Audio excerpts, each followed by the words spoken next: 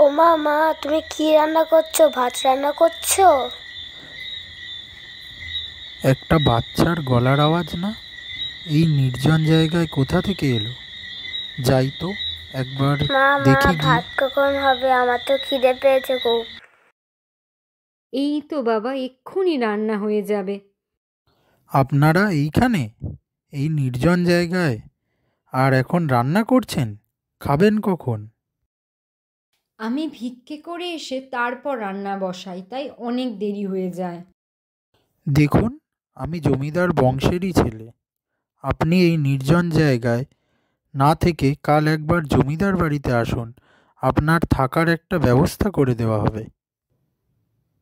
হ্যাঁ, যাবই তো। না গেলে ওর বাবার মতন আমাদের কি করে শেষ করবেন, তাই না? কী সব বলছেন? আমি তো কিছুই বুঝতে পারছি না। এবার বুঝবি। তোর বাপ ঠাকুরদাকে শেষ করেছি, এবার তোকে শেষ করার পালা। তোদের এই জমিদার বংশ আমি নির্বংশ করে ছাড়বো। তোদের সব কটাকে আমি শেষ করে ছাড়ব।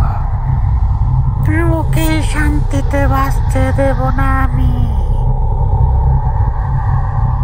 পুত্র শোকে এইভাবে জমিদার বংশকে ধ্বংস করেই চলেছে। তারপর 20 বছর কেটে যায়।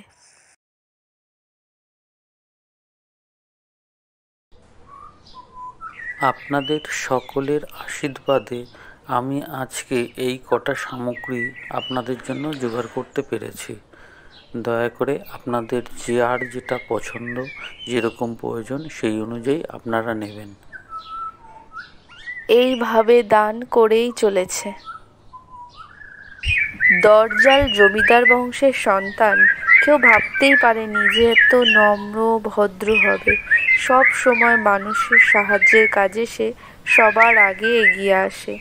যাদের পূর্বপুরুষ কিনা একসময় গরিবের মুখে অন্ন কেড়ে নিয়েছে। কি গো, কেমন আছো? অনেক দিন পর তো দেখা হলো। কাজ বাজ সব চলছে ঠিকঠাক? হ্যাঁ, চলছে। এই ছোটবাবুর দয়ায় মোটামুটি ভালোই সব কাটছে। আমাদের এই ছোটবাবু না থাকলে গ্রামটার যে কি হতো তা ঠিক তো নেই। তা যা বলেছ, তোমার কেন, আমারও তো সেই একই অবস্থা। এই বছরের চাষবাস যা হয়েছে, না খেয়েই তো মরতে চলেছিলাম। তো ওই ছোটবাবু ছিল, এ যাত্রায় বেঁচে গেছি। তা তুমি কোথায় চললে এই সময়? এই একটু বাজারের দিকে যাই, কাজ বাজ এখন নেই, একটু বাজারে দেখি যদি কিছু ব্যবস্থা করা যায়। তা তুমি কোথায় চললে? হ্যাঁ, আমি একটু এই ওদিকে কাজ আছে, ওখানটায় যাব, গিয়ে একটু জমিটা দেখে আসি। এবার তো আবার চাষ করছি, কি হয়। তারপরে ভাবছি একটু ছোটবাবুর সাথে দেখা করে আসব। কেমন আছে, সারাক্ষণ আমাদের কথা ভাবে, তারও একটু খোঁজটা গিয়ে নিয়ে আসি। না, যাও গো যাও, সত্যিই একটা মানুষ পেয়েছি আমরা। যাও, দেখি পরে পারলে আমিও একবার গিয়ে কথা বলে আসবো ছোটবাবুর সাথে। হ্যাঁ, আসি তাহলে, পরে আবার কথা হবে। হঠাৎ একদিন ছোটবাবু, ও ছোটবাবু, ঘরে আছেন নাকি? একটু দরকার আছে বাবু আপনার সাথে। হ্যাঁ, আসি, একটু দাঁড়ান।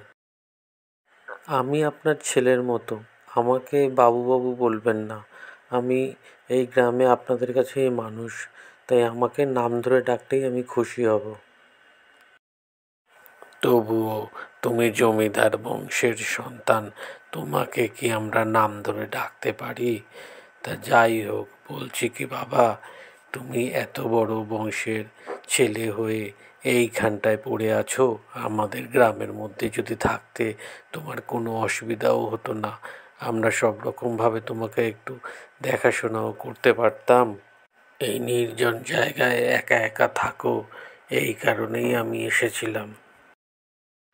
ও আচ্ছা, সে ঠিক আছে।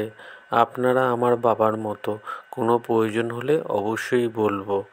যাই হোক, আপনার যদি কোনো প্রয়োজন থাকে আপনি আমাকে বলতে পারেন। সে তো জানি বাবা, আমি কেন, পুরো গ্রামকেই তুমি যেইভাবে সাহায্য করে চলেছ, সত্যি ভাবাই যায় না। যাই হোক, আমি এই কারণেই তোমাকে কাছে জানতে চেয়েছিলাম যে তোমার কোনো অসুবিধা হচ্ছে কি না। এই নাও বাবা, এই মাদুলিটা আমাকে একজন দিল, বলল আপনাকে দিয়ে দিতে। যদি কোনো আপদ বিপদ আসে এই মাদুলি তোমাকে রক্ষা করবে। এটি সবসময় তোমার কাছেই রেখো, এটিকে দূরে সরিয়ে রেখো না, ঠিক আছে? আসি তাহলে বাবা। আপনাকে অনেক ধন্যবাদ। সাবধানে যাবেন। পাড়ার যদি কারো কোনো প্রয়োজন হয় নির্দ্বিধায় অবশ্যই আমার কাছে পাঠিয়ে দেবেন। আমি আমার সাধ্য মতো তাদেরকে সাহায্য করব। কথায় আছে না, সবার ভালো যে করে তার রক্ষা ভগবান করে। দেখুন, এখানেও বিপদের আগেই তার রক্ষা ঠিক হয়েই গেল। দাদাবাবু, আমি একটু আসবো, আপনার সাথে একটু কথা ছিল। হ্যাঁ আসুন, বলুন আপনার জন্য আমি কি করতে পারি। বলছি কি দাদাবাবু, আমাদের গ্রামে ওই পূর্ব দিকটা আছে না, ওখানকার মানুষ খুবই কষ্টে আছে। জানি না আমার বলাটা কি ঠিক হচ্ছে কি না, তবুও আমার মনে হলো আপনাকে জানানো দরকার। আপনি তো গ্রামের মানুষকে ভালোবাসেন, তাই আপনার কাছে অনুরোধ রইল, যদি পারেন ওই গ্রামের দিকটা একটু সাহায্যের হাত যদি বাড়িয়ে দেন তাহলে খুবই ভালো হবে। না না, আপনি খুবই ভালো করেছেন আমাকে জানিয়ে। আমি একবার ওদিকে গিয়ে দেখে আসার চেষ্টা করব তারা কেমন আছে, আর আমি আমার সাধ্য মতো যতটা পারি তাদেরকে সাহায্য করব। আপনাকে অনেক ধন্যবাদ বাবু, আমি আসি তাহলে আজকে। তাহলে ভালো একটা দিন দেখে একবার গ্রামটা থেকে ঘুরে আসি গিয়ে। তবে এইভাবে আমি যাব না, ভাবছি ছদ্মবেশে যাই। ছদ্মবেশে গেলে মানুষ সত্যি কি কষ্টে আছে কি না তা জানতে পারবো। আমাকে হয়তো তারা অনেকেই চিনতে পারে এবং তার জন্য বলতে পারে আমরা অনেক কষ্টে আছি। না, তাই করব, ছদ্মবেশেই যাব। তারা দুজনে আলোচনা করে এবং দাদাবাবুর দিকে লুকিয়ে লুকিয়ে নজর রাখতে থাকে। দাদাবাবু ছদ্মবেশে গ্রামে যাবে বলে তৈরি হতে থাকে। তারপর একদিন সে রাতের বেলা বেরিয়ে পড়ে দেখার জন্য যে গ্রামের লোকজনরা কেমন আছে।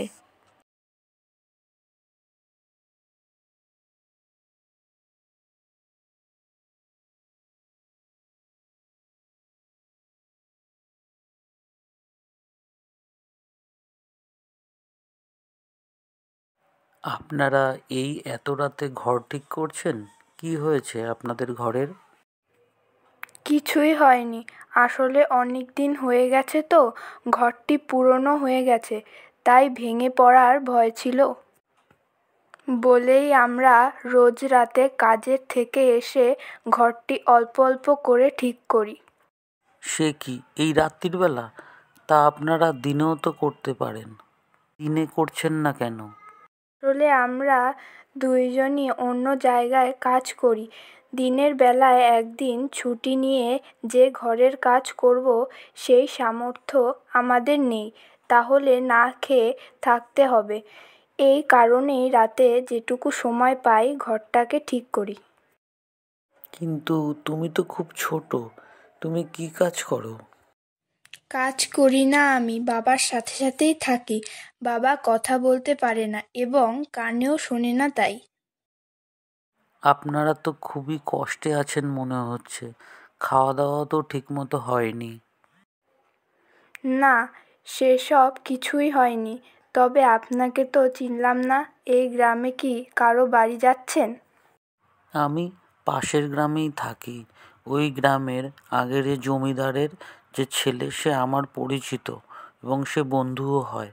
আপনারা চাইলে আমি তাকে বলে আপনাদের কিছু সাহায্যের ব্যবস্থা করে দিতে পারি। গ্রামের শেষে একদম শেষ সীমানায় মাঠের ধারে যে বাড়িটি রয়েছে সেখানে গেলেই আপনারা বুঝতে পারবেন। আপনাদের মতো অনেক লোককেই সে সাহায্য করে। আমি এখন তাহলে আসি, আমার জন্য আপনাদের কাজের অনেক দেরিও হয়ে গেল। না না, সে কি বলছেন, আমাদেরও খুব ভালো লাগলো, তবে চেষ্টা করে দেখি কাল যেতে পারি নাকি।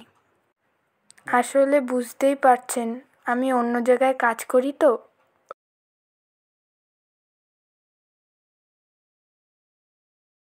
ও দাদা, এত রাত্রে এই জমির মধ্যে কি করছেন?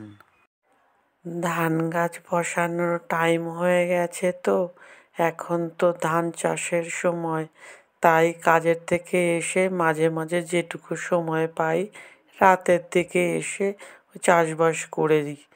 তাই এখন ধানের চারা পুঁতছি। ধানের চারা বসাচ্ছেন? সে কি এত রাতে? হ্যাঁ, আমার মতো পাড়ার সবাই এইভাবেই চলে। রাতের বেলা নিজেদের কাজ করি আর দিনের বেলা লোকের কাছে জন খাটি। আমি পাশের গ্রামেই থাকি। পাশের গ্রামে, এই গ্রামের ছাড়িয়ে শেষ সীমানায় যে ঘরটি রয়েছে আপনারা হয়তো শুনে থাকবেন।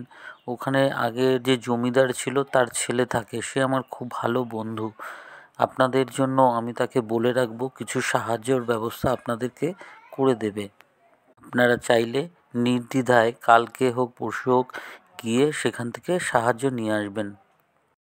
ঠিক আছে, কাজের থেকে তাড়াতাড়ি এসে আমি আপনাদের ওখানে যাব তাহলে। সে সবার সাথে দেখা করে আর বন্ধুর নাম নিয়ে বলে তারা সবাই যেন তার বন্ধুর সাথে দেখা করে। হঠাৎই সে জঙ্গলের মধ্যে একজনকে রান্না করতে দেখে সেখানে দাঁড়িয়ে পড়ে। এত রাতে এরা কি করছে আর এখন রান্না করছে কি জানি, দাঁড়িয়ে দেখি তো কি করে ওরা। ও মা, মা তুমি কি রান্না করছো? ভাত রান্না করছো? হ্যাঁ, ভাত করেছি তোমার জন্য।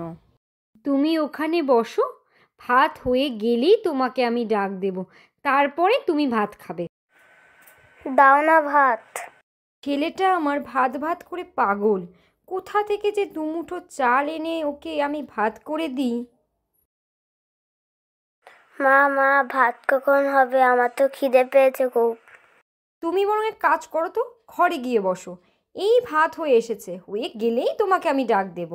রাতে আর কষ্ট করে বাইরে তোমাকে দাঁড়িয়ে থাকতে হবে না। ওরা এইভাবে রান্না করতে করতে ঘরে চলে গেল। কি ব্যাপার, রান্নাও কিছু নিল না। যাক, আজ অনেক রাত হয়ে গেছে, পরে এসে সব খোঁজ নেব। যাই এবার বাড়ির দিকে। খুব খারাপ লাগছে ওদের কথাগুলো শুনে। যাই হোক, সবার জন্যই তো কিছু না কিছু করেছি, ওদের জন্য তো কিছু করতেই হবে। দেখি কিছু খাবার দাবার পাঠাতে পারি নাকি, দেখি গোপাল খুড়োকে দিয়ে কিছু খাবার পাঠাতে পারি নাকি। তারপর সে গোপাল খুড়োকে দিয়ে সেখানে খাবার পাঠায়, কিন্তু গোপাল খুড়ো গিয়ে সেখানে কিছুই পায় না। তারপর সে চলে আসে এবং মনে মনে ভাবতে থাকে কিছু একটা হয়েছে, না হলে দাদাবাবুর এত বড় ভুল হতেই পারে না। রাতের বেলায় সে আবার বেরিয়ে পড়ে সেখানে গিয়ে দেখার জন্য। ও, তোমরা চলে এসেছো, ভালোই হলো তোমাদের সাথে দেখা হয়ে। আজ এই হাঁড়িতে কি রান্না করো? প্রায় দেখি এই হাঁড়িতে বসাও, রান্না রান্না হতেই থাকে। তারপরে তোমরা তোমাদের মতো চলে যাও রান্না ফেলে রেখে। কি রান্না করা হইতে? আসলে ওর মধ্যে তো কিছুই নেই, কি আর সিদ্ধ হবে? সে কি বলছো? আমার ছেলে ভাত খাবে বলেছিল, কিন্তু এক মুঠো চালও আমি জোগাড় করে আনতে পারিনি। শাক পাতা এটা ওটা দিয়ে খেয়ে আমাদের দিন কাটে, কিন্তু ও রোজ আমার কাছে ভাত চায়। তাই ওই হাঁড়িতেই পাথর রেখে এইভাবেই আমি উনুনের ওপর বসিয়ে রাখি। ছেলে ভাবছে ভাত হচ্ছে, ওই আশায় বসে থেকে দেখে সে ঘুমিয়ে পড়ে। সে কি, তোমরা এত কষ্টে আছো? কিন্তু ওর বাবা কোথায়? ওর বাবা আর বেঁচে নেই।